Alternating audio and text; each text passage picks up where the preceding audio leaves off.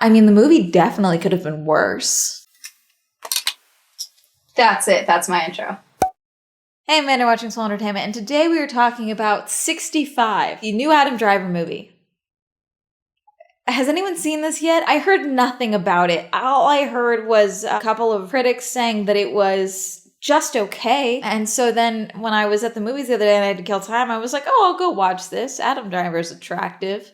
This will be fun. I heard there's dinosaurs. That sounds interesting. I really want to point out the fact that it's not horrible. The movie is definitely fine. It could have been worse. It also definitely could have been better. So the budget was about $45 million and it made so far $38 million worldwide since opening, apparently. So $45 million. I don't know. What was the marketing? Because the marketing budget, usually you try to double the budget of the movie to marketing, but I mean, what was the marketing other than releasing a few clips of him looking hot with dinosaurs? Like, that's all I saw. I thought it was time travel. But I went to go watch the movie because I was like, why not? I saw it was like 90 minutes. Perfect. I don't like movies all being 2 hours long these days, or over 2 hours long. 90 minutes. Perfect. According to IMDb, it goes by an astronaut crash lands on a mysterious planet, only to discover he's not alone. So there's a whole sequence of the stars, and it says, before there were humans, there were other species that like dealt with Earth. I don't remember the exact wording, but basically Adam Driver is not human in this movie. He is from another planet that's not Earth. I think they called it Earth Maris or Earth Malaris or something like that. It's just another planet. He is an alien. He is not human unless there were humans on other planets, and that's what they're trying to say with this movie in the sci-fi fictional movie universe. There is nothing alien about him aside from the fact that he is not from Earth. That is it. Which I think happened with the opening chunk of this movie after they do that whole like the cosmos, here's the planet, all this stuff with like the text. Because they do another thing in this movie where it's 15-25 minutes into this movie that they do the 65 million years ago on Earth. They do like the title card, which is fine, but I think it would have been better if they just cut out that chunk on the other planet. I don't think it was originally in there. My guess is they added it in test screenings. Because I think what happened in test screenings is someone said, or multiple someone said, who is that woman talking to him? Or does he not have a wife? Does his child not have a mother? Like that type of thing. Because why does he not want to return? That type of thing. Because we'll talk about what happens. But I just think something happened with the test screenings that they either added this in or something else, because I think that with the rest of the movie, you don't need this opening bit. The cheapest part, that sounds so weird, the cheapest part of this movie is that opening bit on the planet with his family. I think it cheapens the rest of the movie, and as the opening with where we're actually introduced to this character that's going to carry us through the rest of the movie, compared to the pace of the rest of the movie, that is so jarring, it's out of place. And it sets up a really weird tone that the rest of the movie never actually, it's not even trying to match it. It just feels awkward. And I think that it doesn't fit well with the rest of the movie. And I think that they set up the hand whistle thing, which we'll talk about the hand whistle thing in a second, cut the whole thing because we get so much more of it throughout the rest of the movie with what we see. And I think his character makes more sense, and it's more of a gut punch what happens if we're finding out about Naveen, his daughter, from the video clips that we are going to talk about. I know you're confused. Let me explain. Adam Driver's Mills, okay, we learn from that opening scene on a beach where he is holding his wife. His wife is trying to say, just go on your trip. Don't tell her why you're leaving or how long or none of this. Don't tell her. Their daughter, Naveen, is very sick. We do not fully know why, but she is dying and they need money for her treatment. And so he has to go on this 2-year-long supplies run to another planet, apparently, in order to pay for the trip. And so his wife, Alia, is telling him, go. And when you get back, she will also be here. If you don't go, she's not going to make it that long. We need the money. Hi, Editing Amanda here. I just realized they added the woes of capitalism in our healthcare system, basically, onto this futuristic, ancient alien civilization. Their daughter is coughing while they're on the beach. So he runs up and is like, are you okay? She's trying to do a whistle thing that he tried to teach her. And then eventually he gets it where they like just blow into... It's a cute moment. It just does not fit the rest of the movie, okay? So then we get him in the ship, and the ship getting hit by asteroids. Then suddenly he checks the cryopods on the ship. He's the only awake person on the ship. We find out he's the pilot. So half the ship breaks off from going into this uncharted asteroid belt, and then he crash lands. He wakes up, goes to explore to see how bad the damage is. Something I always love about sci-fi movies when they're set like technically futuristic, but also not futuristic. Because technically this is not set in the future. This is set in the past. So it's always interesting to see what they kind of use that is futuristic versus also something that's like very manual. So like, for example, there's a light that he literally turns on by hitting a button, and then he has a gun that he never has to recharge, and it's just blasting the entire time. There's no bullets. Ammo? Thoughts? I don't know. There's photos of his daughters that basically act as SD cards for a hologram, but they look like Polaroids with like code words kind of written on them and like various symbols. It's always interesting for me to see as someone. I always think that's interesting. He's looking around. He is finding dead bodies of the other cryo people, of the people that were in cryo. In the crash, he was injured. He got stabbed by a piece of metal. He uses some form of like powdery stuff to like cauterize it. It doesn't seem to fully work. It gets infected. It's barely an issue the entire rest of the movie. He checks it one time where we see it's infected.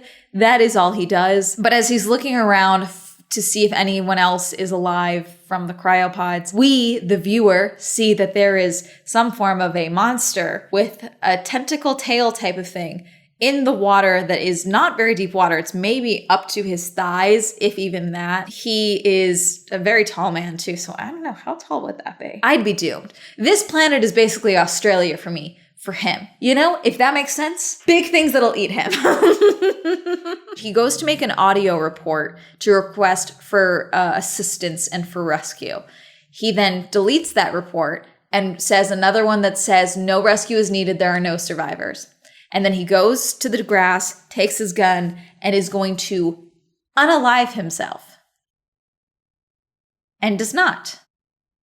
Curious with the opening that we saw, okay? So clearly a large chunk of time has passed. We later find out that it was probably past 6 months, so maybe he's like a year or so into his journey at this point, okay? We don't know full time, but we do know he at least passed the 6-month mark. You hit the halfway point, but I think it's halfway there to his destination and then halfway back, so 6 months, because it's a total of 2 years. So 6 months is the halfway point for getting there, and then it would be 6 months. I think I'm correct. I could be wrong. Either way, I'm putting it at a year, a little over a year, probably not the full 2 years, okay? Because they had not reached their destination yet, as far as I can tell. They got off course. So he's prepared to unalive himself, but he stops instead because he hears beeping on the ship or something. And that is when we learn that there is another pod that got ejected from the ship that is still functioning, okay? So he goes and finds the pod, and this is where we find Koa. Koa is a young girl, and her parents were also in the cryopods. Her parents did not survive. He does not tell her that because she does not speak his language. She is a different ethnicity on this planet, it sounds like, from his planet that he's on, but there is just a language barrier. She is speaking a language he does not understand, and his translator is broken in the crash. The translator is not really explained if it was something that was attached to him or something that was part of the ship. Regardless, they cannot understand each other, which on one hand, I think was an interesting choice.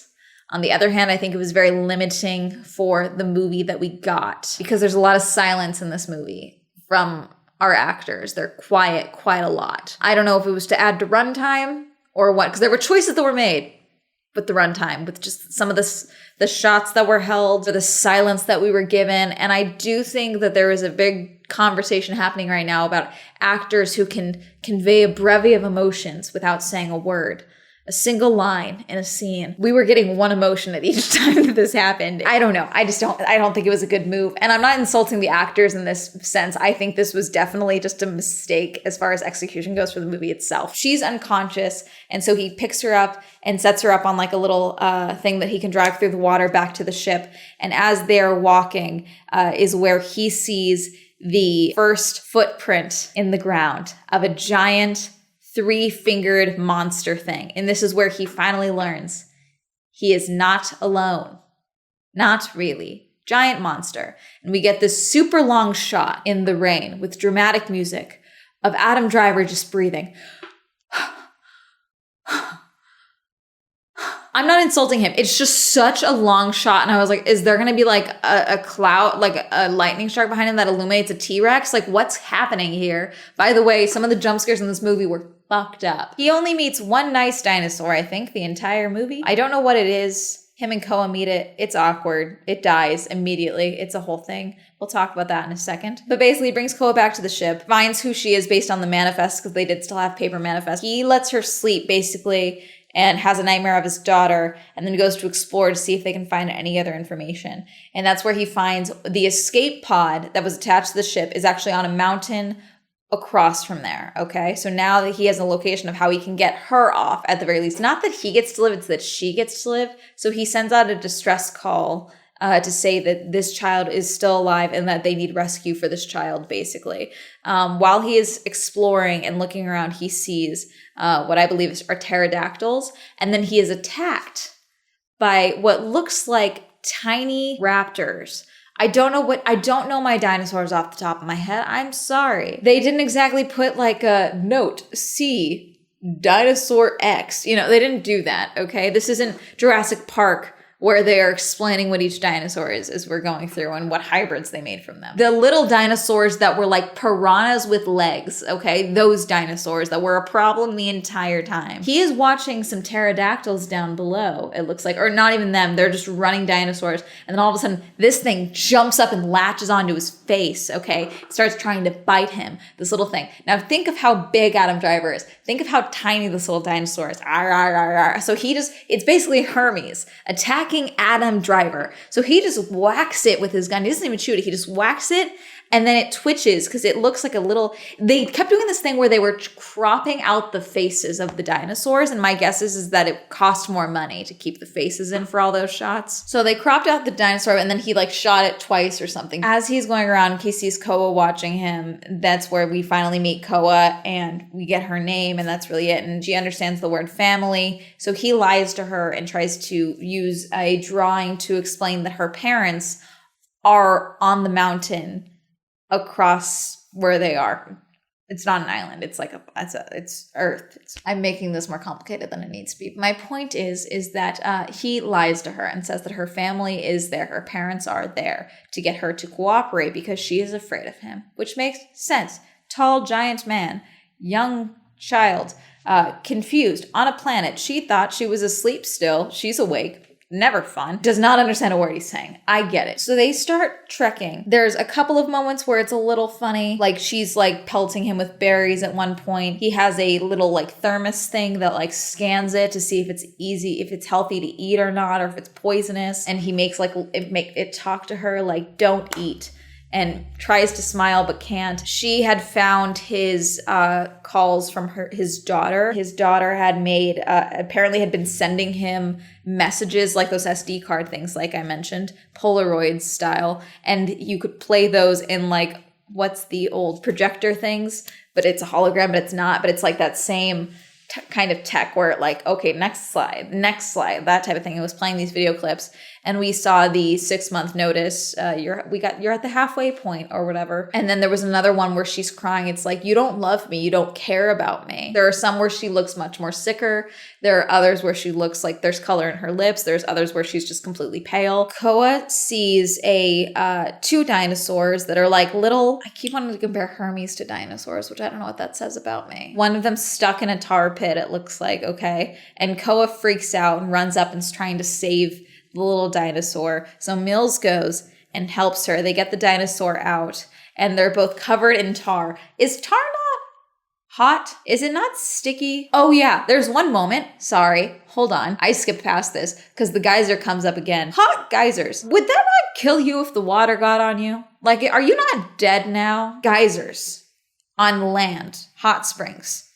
Geysers. Because he gets hit by one while he's investigating before he finds Koa. It's how he finds this shot right here. This happens. He's in a geyser field when this is happening. That's basically how he finds, it's kind of funny because he finds one bone of like the tusk or like their claw. And then he looks up as if he did not see this giant skeleton of a giant dinosaur. And then this geyser goes up and he just blocks his face, and it's like he's fine. He's not burned whatsoever. Same with the tar, but whatever. And then the little dinosaur monster thingies immediately attack the dinosaur as it starts walking away. Kill it. It's dead. The circle of life. Mills just grabs Koa and she's crying. And he's like, you have to listen to me. You have to stick with me. Because she ran off to go help the dinosaur. It's a lot of like repetitive nature of like, this thing happens. They're in danger. He saves Koa. Okay. So there's another moment where they lose the signal. So he climbs up to get the signal. And Koa stays down at the base of the tree while he's climbing a tree to go get the signal. And while they're there, these lizard Komodo dragon things come up. Scary motherfuckers. Any of these dinosaurs, the T-Rex, I'd live. I'd figure it out, okay? These things are like the Terminator of dinosaurs. This thing would hunt me down. Even those little like raptor things, sure, if enough of them get me, okay? But these things would destroy, I think it'd kill me. This whole planet, Earth 65 million years ago, I would not live, okay? I would just, we're done.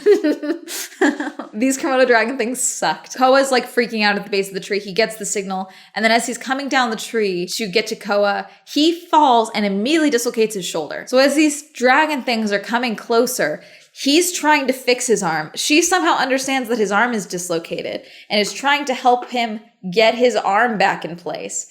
He gets his arm back in place and then immediately pulls up the gun and starts shooting. Can you do that with a dislocated arm? Like how I have a friend who recently dislocated her arm. To be fair, it was dislocated for much longer than the 30 seconds that his was dislocated. But it like gave her trouble for like weeks. I think she still has trouble with it. Like, can you just immediately, no pain, like, I know we're in a sci-fi movie, but like, you're giving me a human presenting male. I'm assuming there are certain rules that are presenting as human. But I mean, he survived. He had no problems with the wound in his side for most of the movie, So whatever. So as they're trying to sleep, he sets up like a barrier that's like a warning system of some sort. I don't think it's an actual barrier that stops anything from coming through, but it's more of a warning for them. She can't sleep. He's trying to tell her, you need sleep to get to sleep. And so he plays the photo that she stole of his daughter from the plane. And it's like her building a ship. They both watch it. And Koa falls asleep, and then we see the image, and that's how we learn that his daughter died while he was en route to the planet. So he's basically returning to his daughter being gone. In the clip where we find out that his daughter passed, it's like, oh, she loved you so much. She just slipped away. It just happened. That's his wife telling us that. So that's why I think that in a test screening or something, they were like, who is this woman telling us that? If that's his wife, does he not love his wife? Is that why he's cool with dying? Like, does he not want to return to his wife? Like, there was something else. I understand losing a child is a very complicated matter, but I just think that the overall opening, we see that throughout the movie through like clips of his memories and flashbacks and the photo cards and things like that. So I just think that I don't think the opening is necessary. I would cut that. I honestly think that it really ruins I would much rather the movie open with the crash and like launching us directly into the action. More than anything. I think that would be much more fitting, especially with the tone of the rest of the movie. I believe this is when, or earlier on, is when he teaches Koa the whistle. He's like, yeah, I taught her this, and like shows that, because he does the, I lost my daughter, that type of thing. So he tries to teach Koa the whistle thing, but she does her own version of it. So it's like the same method, but a different tone, basically, which is important in a minute. Oh yeah, throughout this, they keep seeing an orange thing in the sky randomly. Koa sees it first, and then we see it again, and then he scans it, and we learn that there's another part of the asteroid belt that knocked out the ship heading towards the planet they're on. Yeah, not only did he crash land on Earth, no, he crash landed the day before the asteroid crash lands on Earth and wipes out the dinosaurs. If you have not seen my Dinosaurs on the Moon video, you will know that apparently that asteroid that wiped out the dinosaurs does not have an official name, so I named it Gladiator. So Gladiator is coming to Earth the day that they're on. It's so stupid. I'm sorry. I decided its name is Gladiator because I thought it was really sad that the asteroid that made way for human civilization and evolution did not have a name. The alert system that they have starts going off, and I thought it was the rain or something else, but it's about time we have another dinosaur pop up. As we are watching this, he starts freaking out. It's like, Koa, wake up. And Koa's not waking up. And we see that there is foam coming out of her mouth. He opens her mouth and sees that there is a prehistoric tapeworm is like in her mouth. So he takes one of the sensors, breaks it off, and like stabs it. And it immediately kills the thing or grabs it out of her mouth, and she throws up and starts spitting up. No other issues after this. It seemed like it was eating her tongue or something, but she's fine now. Honestly, her dying probably would have done more for the story, no offense. If you were just going to have it do that, what was the point of that? To prove to us that he doesn't want her to die? We know that already. So I don't know what the point was, that you needed something to happen, so you just have that. It doesn't serve other than they made noise and now there's a T-Rex there, because they immediately have to run from the T-Rex. There's a T-Rex that tries to eat them, so they go down a cave that they heard sound coming out of, so you know there's a dinosaur in there. This was a bad location to make camp in, it seems. Just saying. I know your options are limited because everything on this planet wants to eat you. Like, what survival training do you have, Mills? Because you're not using it, I don't think. I think as a Girl Scout, I think I would have done better. I don't know what the point of the worm thing was other than like a visual of like this child maybe dying but then not dying. I don't know what the point with that was because nothing comes of it. There's no long-term effects. It's like him getting stabbed and her showing us that he is injured but then not dealing with it again. You know, it's just, this will be cool. Don't look over there, you know, like he tells Koa to go. He shoots at the T-Rex and then goes after Koa down like basically the cave in a slide. And the T-Rex is trying to get to them still, so it caves in the entry. So they know they can't go that way. So they use the scanner thing that they've been using this whole time, which is like a fancy GPS, to look for air currents. This thing can do it all, okay? So he's looking for air currents, finds an air current, and they follow it. And he feels around, follows the air, and then there's a bunch of rocks, so he starts trying to dig through it. So as he's digging, he hits the wall and just kind of gives up. And he's like, I can't do it. I can't go any further. There's rock there. Basically giving up and saying that they're dead. And he tries to tell Koa, I lied to you. Your parents are not on that mountain. There is no one alive on that mountain for us.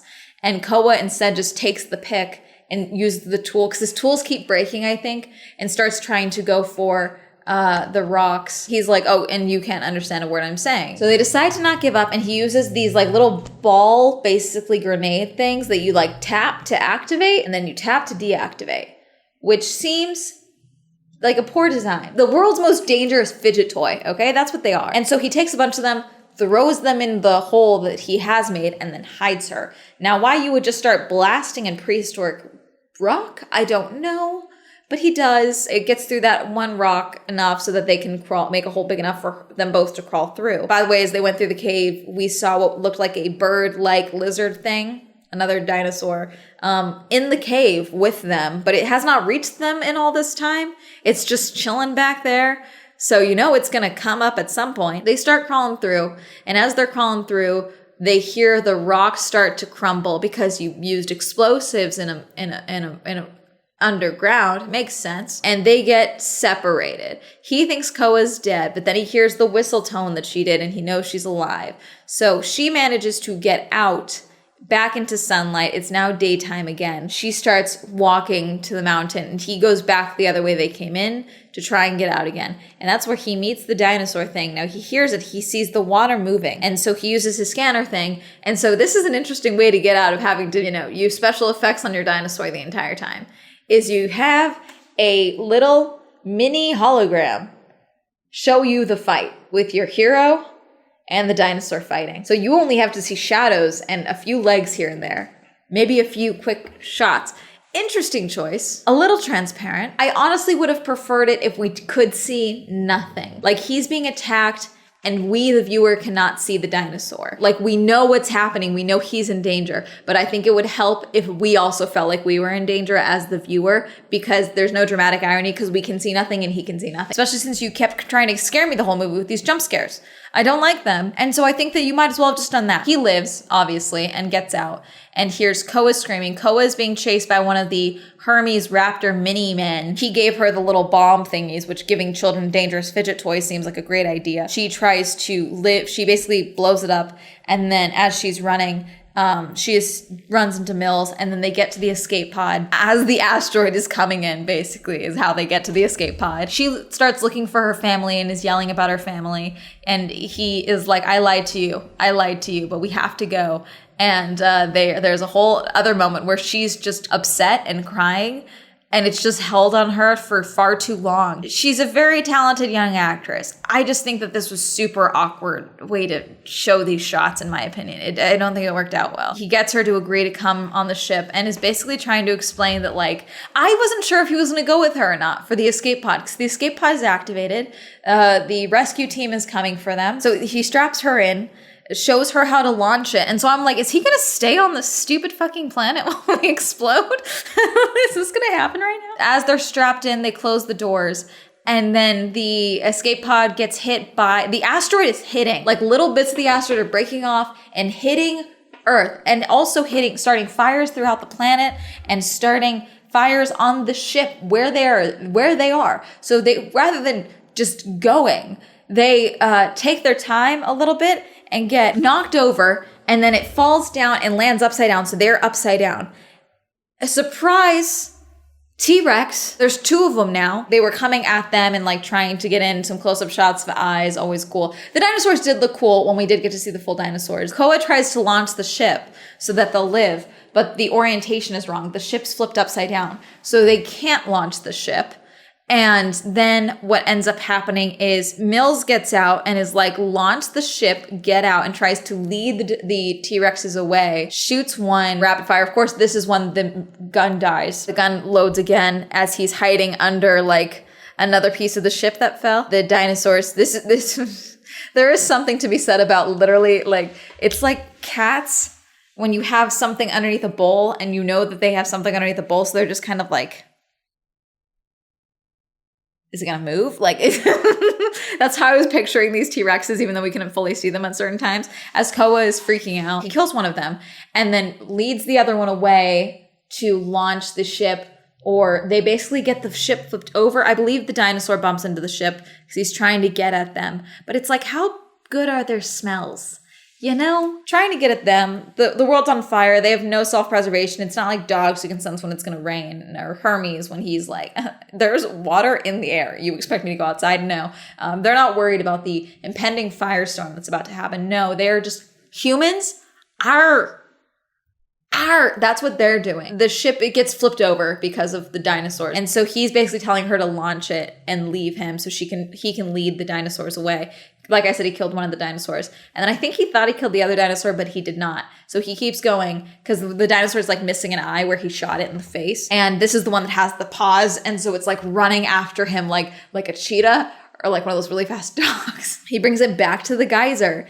And the geyser gets the dinosaur, and he's super close to the geyser because the moment the steam clears, the dinosaur is just standing there looking at him. It's a cool shot. It also is incredibly stupid because he should be dead. Koa runs up and distracts the dinosaur, and then he grabs Koa, and I'm getting this part wrong. It's so jumbled. But basically, the geyser goes off again, and then the dinosaur flops over because its skin's falling off, and it's all purpley and pink and looks like raw meat because it was just boiled alive. And so again, these two should be dead.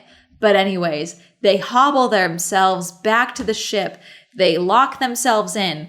The world is on fire. Somehow they are still able to blast off without getting hit by a lot of debris. I think they got hit once, but it's not enough to stop them from blasting out of the atmosphere. But I feel like the entire atmosphere would just be. Would it be hard to breathe at this point with an asteroid of this size crash landing? There's a shot of the land on fire and the dinosaurs dying, and then it's like shows like another spot of civilization like years later, like today, like look, this is what has become of this planet. Civilization, humans, modern humans, and that's like the end of the movie.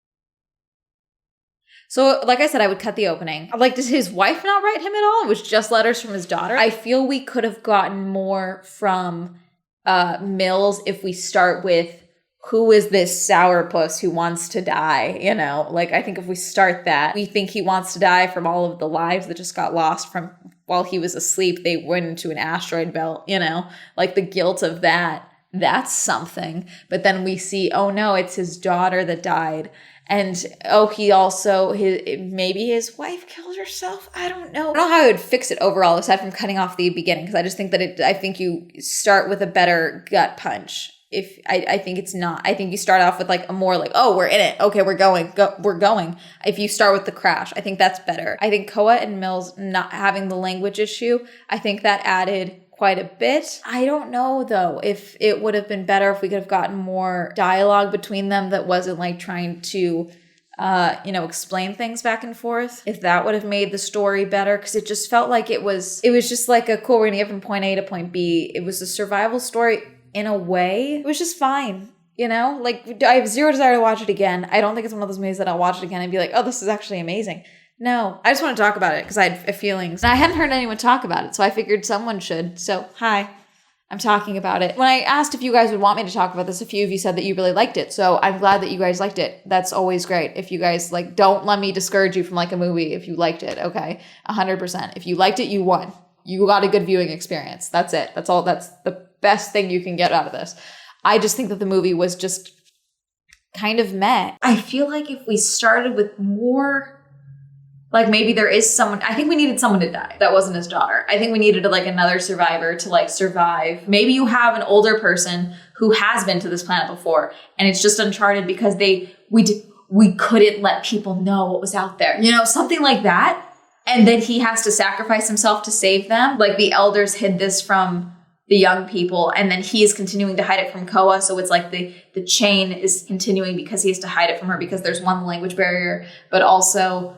to protect her, the childlike wonder and mind of yes, we will find your parents. They are alive. When you know that even if they weren't dead in the cryopods, they wouldn't have survived on this planet because everything is trying to kill them, And so to keep her from freaking out, there's something here that could work. Anyways, that's it. I just think that this movie could have been more and better and it was just there, kind of. Also, he got stabbed by metal. It was infected very quickly. Within 3 days. I think that would cause him more problems. That's gonna be it. Did you watch 65? Did you not know it came out? Had you ever heard of it? Do you think Adam Driver is attractive? Let me know. Comment down below. Reminder, I have a podcast, the Swell Shenanigans Podcast. Reminder, I have merch. It'll be linked on the merch shop down below or linked in the description box. Shout out to my patrons. Thank you so much for supporting my Patreon. If you also support my Patreon, that'll be listed down below. Next one, we know on social media. It'll be up here. And that's gonna be it. Have a lovely day. Goodbye.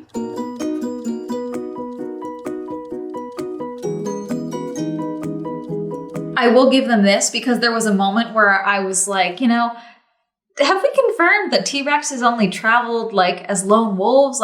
Were they not pack animals in a sense? Were they never found in multiple groupings or whatever?